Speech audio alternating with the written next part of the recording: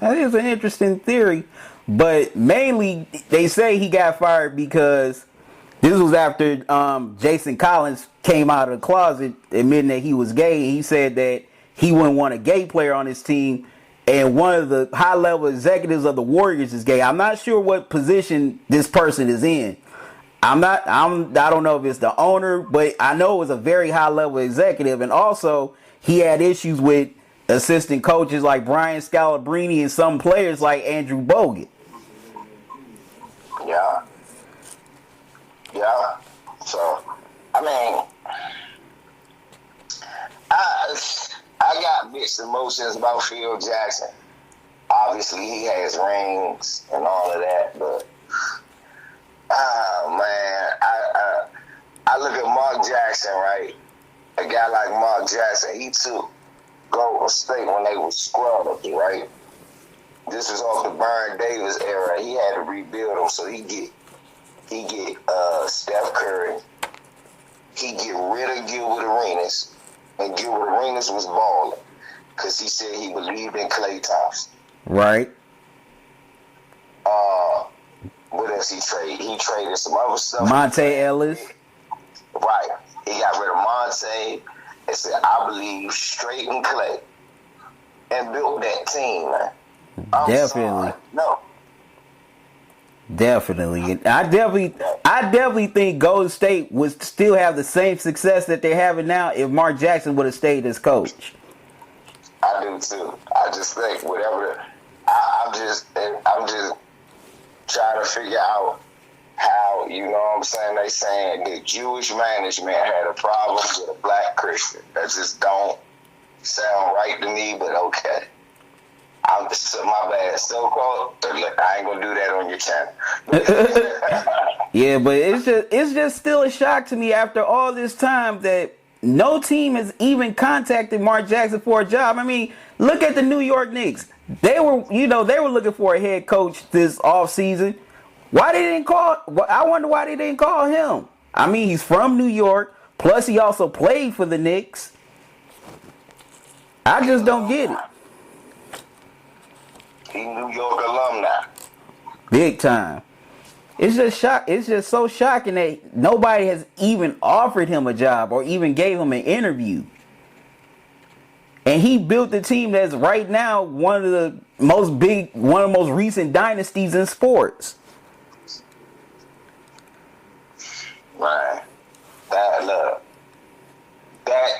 shit is the Yankees shit in basketball. And I never be cool with the way that went down. Mark Jackson is still supposed to be the coach. That's why I ain't got no problem with why tickets on Steve Kerr head.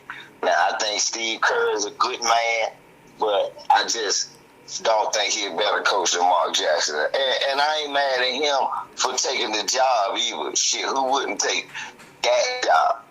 Shit. Right. The motherfuckers told you they give you $5 million just to sit down and act like you was doing something. What would you do? Yeah, probably would take that money. So are you saying that Steve Kerr is the John Gruden of the NBA? Huh? Are you saying Steve Kerr is the John Gruden of the NBA? No, because John Gruden only won one championship. I'm saying Steve Gruden. I'm saying Steve Kerr. Ticket don't like to believe it. It's just like his buddy, Phil Jackson. I can see that comparison. Both of them took over teams that were already made, because a lot of people don't know, before Kerr took the Warriors job, he was offered the Knicks job. He didn't take that motherfucker, did he? No, he didn't. And who can blame him? Right. Just like, look, people talking that shit. He got, what's the name, got offered the Knicks coaching job too.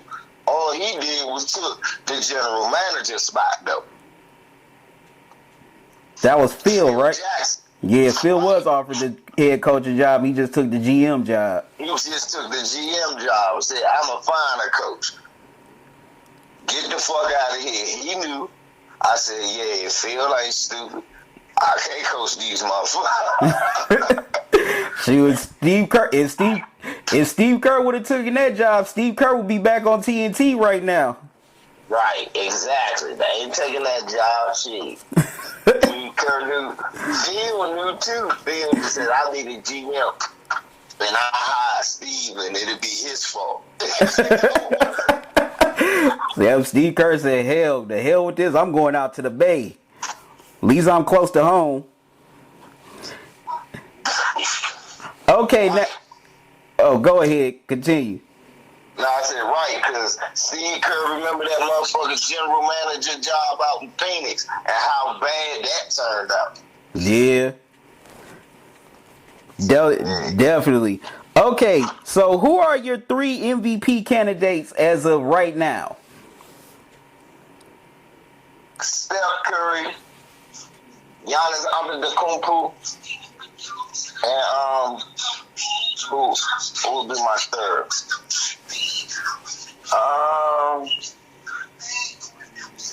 I'll put LeBron at third right now if they can stay in playoff contention. Okay, then who would be the favorite? Oh, yeah, come on. You said what? I said who would be the favorite? Yeah.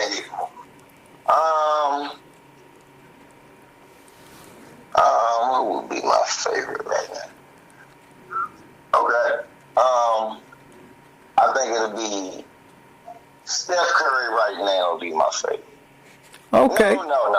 Giannis will be my favorite because Giannis has played more games than Steph. Yeah, that's true. And plus, also his team is improved. Has improved right now by leaps and bounds. Exactly. Now, you and I both agree on the hypocrisy of NBA fans on giving certain players a pass for losing, while other players get all the hell for losing. Like Jerry West, he's 1-8 in the NBA Finals, but he's the local of the NBA. But they dog LeBron for being 3-6 in the finals. Now, why does this hypocrisy exist? I don't know.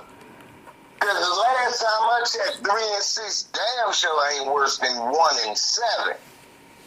And another thing about LeBron, I think the hatred about LeBron is because the love and the endearment of people's favorite player. You know what I'm saying?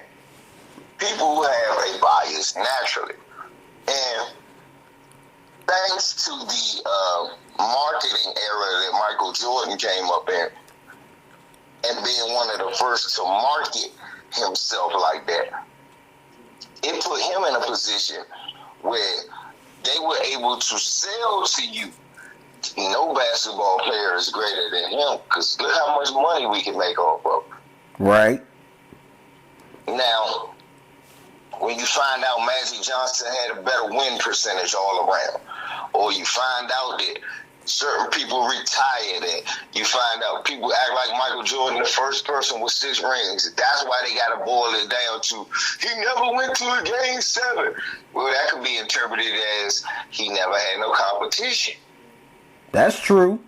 Because I always hate that argument too. Like, just about every great player went to a game 7. Magic, Shaq, Kobe, Bird, Isaiah, who else?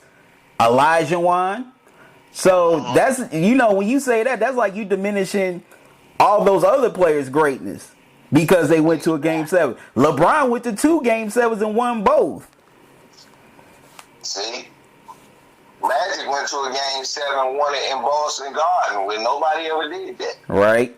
Just like LeBron went to game 7 in Oakland and won there and that's tough for any team to do. Right. So we can't do that. It could be interpreted. He really didn't have competition. That's true. His teams were just far superior and far more stacked. I'm not taking away from Michael Jordan's greatness on the floor when he was the best player and his ability to be one of the most explosive scorers I've ever seen.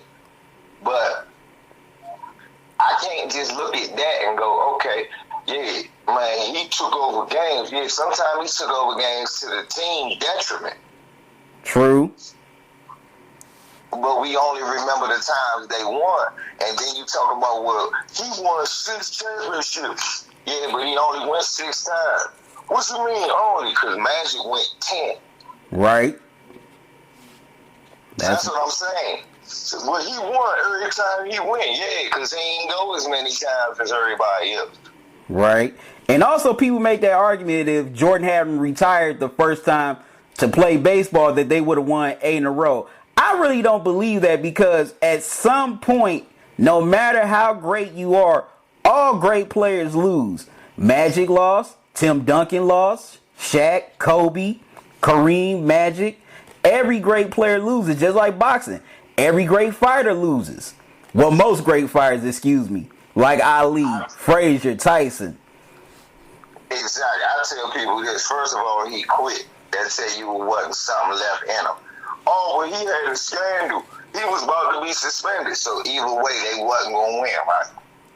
Either way, something he did jeopardized his ability to win 8 in a row, right? Right. So I don't want to hear about. Or people also say his father's murder, which is tragic, by the way. They said it was a result of his gambling, though. So right. What I'm saying to you is, what he did was a result of why he could. I don't want to hear. All I know is this: he quit, and it took 2 years out of him. When he came back, he lost. Right. He got beat by Shaq and Penny in Orlando. He came back in the middle. I don't give a fuck when he came back. You told me if he never quit, he would have kept winning. So that means when he come back, he would have kept winning. Right. That is a good point. That's why I always wonder why he didn't win when he first came back. Then what happened? Shaq and Penny got broke up, went to the West. Lakers could never make it out. Right. And he kept winning. They kept winning. Right. Because I definitely think if Shaq and Penny would have stayed together, I don't know if Jordan gets gets those 6 titles. Maybe he might get maybe 1 or 2 more, but maybe they don't three-peat again. Exactly. Okay, no, go continue. I'm sorry. So my point is, we like to say if this happened, why couldn't he have this many? But why can't we say the other way around? Where if he played, will make you think he wouldn't have got hurt in one of them 2 years. And then because it was a lot of wear and tear on his body, he got to get a lot of rest that Kobe and other guys didn't get to get. That's definitely true. Now, also, when it comes to the hypocrisy of NBA fans, when you bring up, say, Jerry West's finals record or Wilt Chamberlain having a lot of finals losses, the first thing they say, oh, well, it was a different era. Oh, well, they played Bill Russell. But people forget, look at the teams, say, a LeBron, like LeBron played. He's played teams like the Spurs, the Warriors. And let's be honest, Michael Jordan never played a team even close to that. The team that comes closest to the team. One of them teams that Ron lost to, except for Dallas, Jordan would have lost to them too. I'm sorry. Yeah, but a lot of people write that 2011 Dallas Mavericks team as a trash team. I said, not really, because, come on. Look who they beat to get to the finals. The second round, they swept the Lakers, who were the defending NBA champions at that time. Then in the Western Conference Finals, they beat OKC. They had KD, Westbrook, James Harden, and Serge Ibaka. This is how you know they wasn't trash. They had the MVP and Defensive Player of the Year all on the same team with Tyson Jackson. Right. It would have been tough, but Michael Jordan would have fucked who was that? Jason Terry up. Right. And Pippen would not have been guarded by Peyton Stojakovic or Stevenson or none of that. What's his name? Rodman wouldn't have not showed up like Bosh did. Well, Bosh played that series. That was LeBron. Right. So, yeah. So, to be honest, I think the Bulls would have beat shit Because remember, LeBron and them had them 2-0. That's true. Well, 2-1 actually. Yeah. Well, what's the name would have had them and beat them? But everybody else, I don't think they could beat them Spurs. That team was too deep and too big. Right. And plus, that was their problem. And plus, they were plus the Spurs, they're too methodical. That's how they beat the Heat so soundly in 2014. Mm-hmm. With all that passing, cutting. And they too big, brother. Right, definitely. This was the team. The Bulls had the fortune. Every time they got to play an opponent, they never had one with their Achilles heel. What's up, bro? That was a big man. Right. Think about it. Who was their toughest rivalry in the East? Think of the Bulls when they was trying to win championships. Oh, the Pistons. Give me the two teams that gave them the toughest run. It was the Pistons and the Knicks. And one more. Okay, Pistons, Knicks. After the Pistons got old, it was the Knicks. And who else? Reggie and them. Yep, the Pacers. Think about it. Yeah, the Pacers, they had the Davis boys. Knicks, Patrick Ewing, the late Anthony Mason. But they also had big Rick Smiths. Right, I forgot about Rick Smiths. Definitely forgot about Rick Smith. The team that used to get the Bulls trouble was teams with good big men. Right. And the team that they couldn't beat in the regular season was always Hakeem and them. Yep, and the Rockets. They had the greatest big man at that time. Right. So that was their Achilles heel. All you needed to do was get Tim Duncan and them against Luke Longley, Will Purdue, and all that. Yeah, they gonna outplay Kevin Duckworth and Oliver Miller. And let me give you the cast of teams that Michael Jordan beat now. Oh, and we forgot. They lost in the playoffs to who? Shaq and Penny. Shaq and Penny. And that was with Horace Grant too. Remember they carried Horace Grant off, on their shoulders in Chicago. Right, that's what I'm trying to explain to y'all.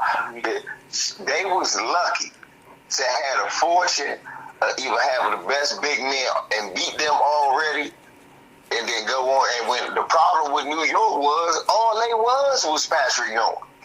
Right. That was the whole team, but because the glaring weakness was the big man for the Bulls, that was enough to make them tough against the Bulls. All Starks had to do was score 15. That's very true. But also, why do certain players get passes more than others? It's like I said, it's because of the nostalgia, how you market it, and who you like. It's like, for some reason, motherfuckers think they kin to Michael Jordan because of 1,000 hot dog commercials, and they grew up with Space Jam, and the first pair of shoes they had on was it. And the Gatorade I Could Be Like Mike commercial. Right, exactly. And if you wasn't pushed on to people like that, they kind of look at you because, look, Allen Iverson was almost the anti that to the point where he was on everything. Right. Remember? So he became an icon because at first they ain't know how they could market him because he was a brother from the hood. Right. And that's why he'll forever be a lot of brothers' favorite player. That's true. And even if it's gonna be somebody that come along and be president, they ain't gonna never let you say that. Right. Shoot, I love them. I love them to death. At the end of the day, by the numbers, Russell Westbrook gonna be better than AI. But then, but now everybody mentions Jordan 6 rings, but nobody ever mentions Kareem 6 rings. No, except me. Right. So I was like, okay, so why both of them aren't on the same level? Exactly. Why is Kareem never number one? He always got to be, he 3. No, he not. He 1. Why is he 1? Because all them people you talk about that's great, he beat them. That's true. He beat the Larry Birds, the Isaiah Thomases, and Joe Dumars. No, fuck that. See, that's the problem. That's why he the greatest, youngin'. He beat the Bill Russells, the Wilt Chamberlain. Right. Right. He beat the Dave Cowens and all of that. Then you go to the next decade that you was talking about, and then he dominated that too. Right. You not the greatest player. You dominated everywhere you went. Michael Jordan won that one championship in North Carolina. Nigga, Kareem won 3. That's true. Yep, Jordan only got one national championship. Celtics back in the day until Kareem played.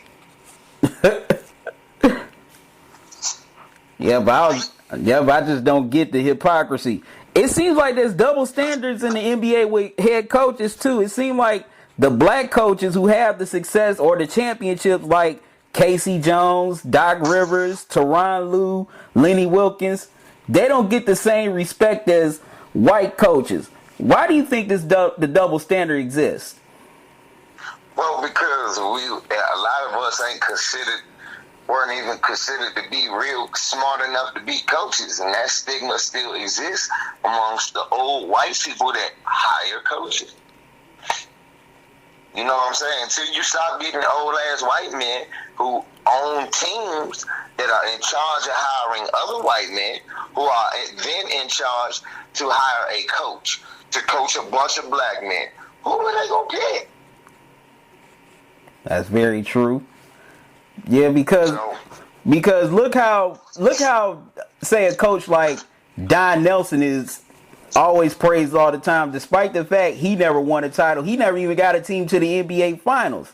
But they still like elevate him as like one of the top 10 coaches of all time. But when it comes to say Doc Rivers, Tyronn Lue, Casey Jones, well, you know, they had Bird, Parrish, and McHale, LeBron, Kevin Love, Kyrie, KG, Paul Pierce, and Ray Allen. But Don Nelson had Dirk, Steve Nash, Run TMC, Jerry Sloan had Stockton and Malone, and they didn't win anything. Yeah, but constant trips to the playoffs and L's. Right. But look, meanwhile, they don't talk about Lenny Wilkins either. Yeah, Lenny Wilkins has a ring. And at the time of his retirement, he was the winningest coach, I think. I think he was. I have to check that out. I think at the time of his retirement, he was the winningest coach that was coaching. The active winningest coach. I have to check. I definitely have to check up on that, because I think Lenny definitely didn't get his just due when he was coaching. And you think about it, we all talked about them Jordan eras. And they were like, what about teams like Dominique with Doc Rivers? Oh, you mean the Lenny Wilkins coach? I mean the team, not Lenny Wilkins, that was Mike Fartella. Yeah. But I think he took it from Lenny Wilkins. Right. Or did Lenny Wilkins take it from him? Wait, Lenny Wilkins did better with it than Fartella. I'm sorry, what were you saying? I said maybe it was the other way around, but I think Lenny did a better job with his team. Right. I know this much. They don't never really give black coaches the credit they deserve. Because like you say, they always say, well, look at the talent they had. Then when you do that to Phil Jackson, something wrong with you. Or Pat Riley. I mean, look at Pat Riley. Look at all the... I just thought about this a few weeks ago. Pat Riley coached about at least 7 to 8 players that are currently in the Hall of Fame right now. Those Laker teams in the 80s. Magic, Kareem, Worthy, Jamal Wilkes, Bob McAdoo. Yeah. They're all in the Hall of Fame right now. Then you got the Miami Heat team that he, took over in 2006 and they won. Shaq, Gary Payton, Lonzo Mourning. Those 3 are in the Hall of Fame right now. D Wade's a future Hall of Famer. Yeah. Patrick Ewing. Yeah, Patrick Ewing's in the Hall of Fame right now. And then he wins 2 more as an executive by getting Bosh, LeBron, and Wade on the same team, and those 2 are going to be Hall of Famers. So, yeah, exactly. Well, we just said it earlier, brother. Pat Riley had never coached. They took him from announcing. Right. I just said that. My dad used to say that. I was like, Pat Riley, the best coach ever. My father said, he ain't no damn coach. I said, he not? He said, nah, Magic coach that team. That motherfucker used to be an announcer. I ain't know that. Yep. My father used to tell me that as a child. That's why I got to look at basketball the way I look at it. That's why Ticket love my knowledge, because he know I can look at it from the outside and know what's going on. Then I got enough family that was inside that I kind of know what's going on. Yep, that's definitely true. That's definitely true. So, okay, in your opinion, well then, who's the most overrated coach ever in your opinion, or coaches? Ray Auerbach, Phil Jackson, and Pat Riley are my top 3 most overrated in that order. Okay, now I know how you feel about Phil and Pat. Why you say Red is overrated? All you did was get black players. That's why. All you did was get black players and tell them don't react to being called nigga. You ain't do nothing. What you do? Anybody who hear this, look up the history. LBZ schooling y'all or my brother Talkin and Grubbin just. What the fuck did Red Auerbach do other than get black people to play for his team when the rest of the league was too racist to do it? And then tell them don't react to being called nigga. Huh? That's overrated.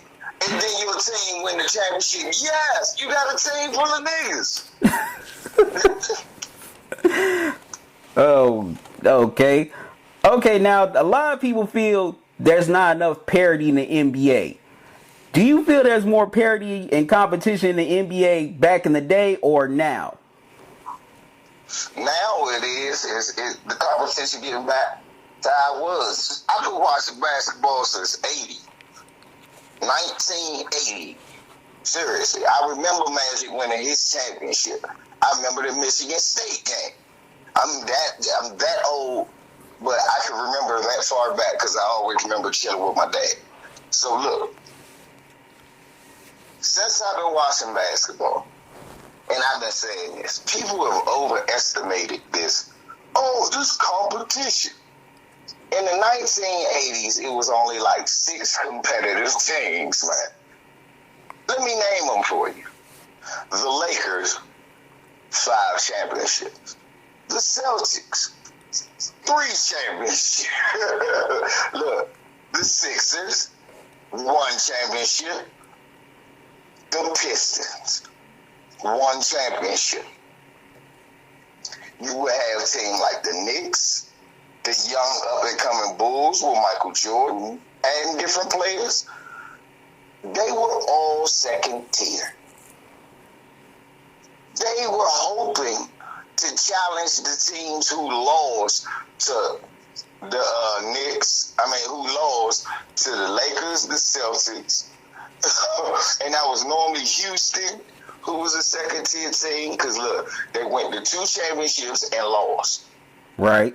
In the 80s. Think about the teams that went to the championship. It was only in 1980, it was Lakers versus Sixers. 81, it was what? Lakers, Celtics. Boston, Houston. Right. 82, then it's what? Lakers and 76ers. Sixers won. 83, who again? Lakers again. Lakers and 76ers, yep. Yeah. Didn't get Boston and LA to 84 and 85. 84, 85, Lakers, Celtics. Celtics won the first one, right? Lakers won the second. Right. 86, what? You had the upset with Ralph Sampson. So you got Houston and Boston. Lakers, right? No, Houston and Boston. I mean, Houston and Boston, my bad. But that's what I said. They upset the Lakers. It was Houston and Boston because I remember crying watching that shit. And then Boston blew the motherfucker Houston out. And I said, that's what you get because the Lakers should have won. And then the next year, the Lakers went back. It was the Lakers versus Celtics, right? And the Lakers won. Next year again, it was the Lakers versus Pistons then. Right. Now, the Pistons should have won that series.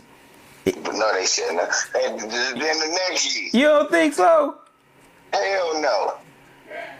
You don't think if Isaiah don't hurt his ankle, you don't think the Pistons would have closed out the Lakers in the form? No, Isaiah hurt his ankle and scored 40 in 8 longs. Yeah, that's true. What else he got to do? Even if his ankle was good, what, he was going to score more than 40? What, he was going to score 80? No. He was going to just do what he was doing, and he was going to beat him. The next game, he was hurt. Right. NBA happened. We won. The team that should have won. Because, look, if that's the case, we should have won the next year. Worthy pulled his hamstring, and we lost him, and then Magic got hurt. Right. Come on. So, if that's the case, we should have won. So, that didn't happen. So, okay, they won. But what I'm saying is the whole 80s was what? We just went through it. It was the Lakers and Celtics. It was either the Lakers and Sixers. Sixers and Houston. I mean, Boston and Houston. Or Lakers and Pistons. Or Lakers and Pistons. It wasn't no real competition like that. So and then you want to get into the 90s. Let's get into the 90s. This is why I don't think Jordan is that great. Because while we went through that whole 10 years, Jordan was playing during that time. Most of it. Right. And he wasn't a factor for real. Just like Atlanta, they were scoring points going to the playoffs, but they wasn't going to beat nobody. That's true. So, he wasn't a factor. So, this is my thing, young fella. This is why my problem be with it. I was like, okay, so then you go to the 90s and you go, it was Pistons, Blazers. Then it was Bulls versus Lakers. And they go, yeah, he beat the Lakers. I said, Kareem retired. Worthy got hurt. Scott was old. Magic was the best player. We had Divock, sorry ass. Yeah, y'all beat them. Right. The Lakers needed to retool. They need to get rid of them old players and get some new players. Magic catch HIV. That's it for the Lakers. Right. So now the West is wide open now. Why? Because the team they have been kicking everybody ass the last 10 years is not there anymore. So now the Portlands and the Phoenix, all these second-tier West teams, they winning now. So now you got the Bulls versus the Lakers, Bulls versus the Blazers, Bulls versus the Suns. Hold up. So then the Bulls go away, right? Yeah, for 2 years. And for 2 years, then it was the Knicks in Houston. It was Orlando and Houston. So you look at that shit, you like, hold up. It's a lot of different teams in the West that could have won. But the problem with the West was it was so many different teams because it was so scattered that it was teams that Houston couldn't beat to get out the playoffs. Right. They couldn't beat Seattle. True. They couldn't beat Seattle, but they could always beat Phoenix. But Phoenix could always beat Seattle. What about Utah? Utah really wasn't a factor. Utah ain't become a factor until the end. When all those other players we just named got old. Because Karl Malone and them was always doing their thing, but then getting put out by like the Spurs. Rockets. It just wasn't good enough. That two-man show wasn't good enough. And think about teams that for real, they was throwaway teams. All of these players we naming was around when Magic and them was around. They was getting wiped out. That's true. So where was the competition though? It was the Bulls going every year. The 2 years they didn't go, you throw in Orlando and New York. Then Right. the Bulls go again every year. Then New York go again. In the West, it was what? The Spurs. And it wasn't, because until the Spurs got built right, it was fucking. One year was Bulls and we said Lakers. Oh, yeah. Magic kept HIV. Bulls and Blazers. Then it became Bulls and Phoenix. Then it was the Rockets twice. They got old cookery too. It became the Bulls and what? Sonics? Bulls, Seattle, and then 2 straight years it was the Bulls and Jazz. Years and Bulls in Utah. Yeah, that was Karl Malone and John Stockton finally making a breakthrough. Right. Finally getting over their Western Conference hump.